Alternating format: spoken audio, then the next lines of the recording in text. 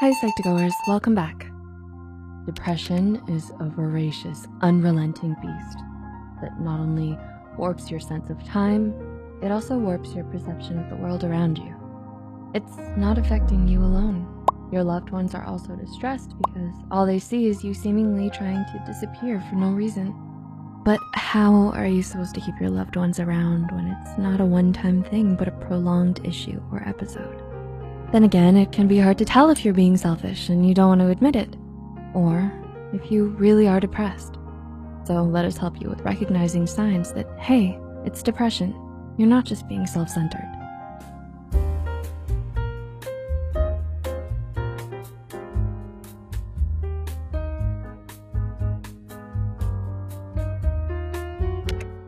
Number 1, you constantly withdraw. The withdrawal is both physical and emotional. Those who haven't experienced depression have a hard time getting it, and you may feel like they're not even trying to understand. Even though you might have had the tendency to withdraw before, this withdrawal is different. The absorption into your own thoughts is so intense it feels impossible to be around anyone. Number 2, you feel down despite everything else. This isn't a one-time kick the can moment. This is where you can't feel happy because it feels like an impossibility. Your mind takes the most negative perceptions and grinds them into your face. Seeing your loved ones happy only makes you feel like there's something wrong with you, and you don't matter, since life goes on for them despite your absence. That's what you see for yourself. What they see is that they're putting in all this effort, but you're not responding in a way they expect you to, and they may feel like you're just being ungrateful and selfish. Some may even feel anger or guilt because they think you're doing something wrong.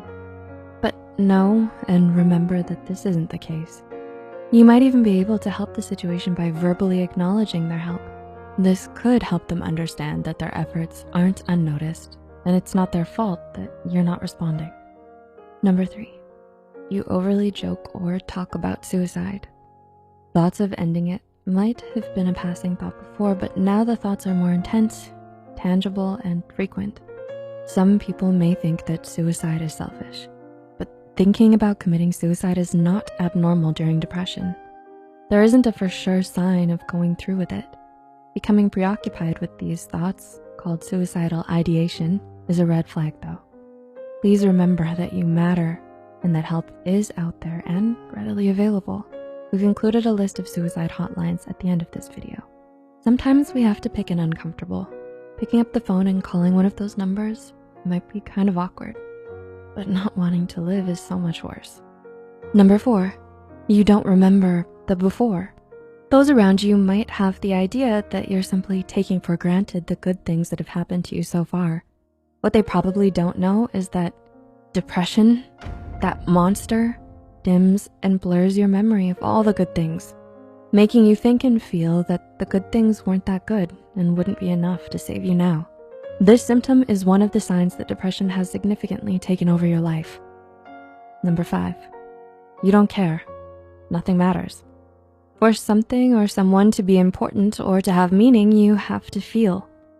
Unfortunately, since nothing elicits feeling, nothing is important. This is anhedonia. The reality is you feel and think everything is meaningless, and nothing triggers the happy feeling. Nothing. Not your favorite food, not the refreshed feeling after a shower, not even your favorite hobby. Nothing. And unfortunately, others can only see what's on the outside, and this can be interpreted as lazy, selfish, or self-entitled, as in, oh, nothing is good enough for them. But please remember, that's not true at all, and you deserve to be heard. Number 6, you consider your feelings more than others. It's normal to initially think of yourself first, even for a millisecond before others. That's just survival. But during a depressive episode though, it's like you're in a constant state of being wounded and hurt, even if it's your own mental health doing it to you. Things are pretty raw in there. So if you feel triggered by stressful situations such as having a dispute with your loved ones, it can be more hurtful than normal. Your sensitivity meter really tunes in and you become acutely protective with your feelings. This is because your limit to receiving pain has been reached and you're just trying to prevent a breach. As a result, you unconsciously push others away. even when you don't mean to? Did you relate to these signs?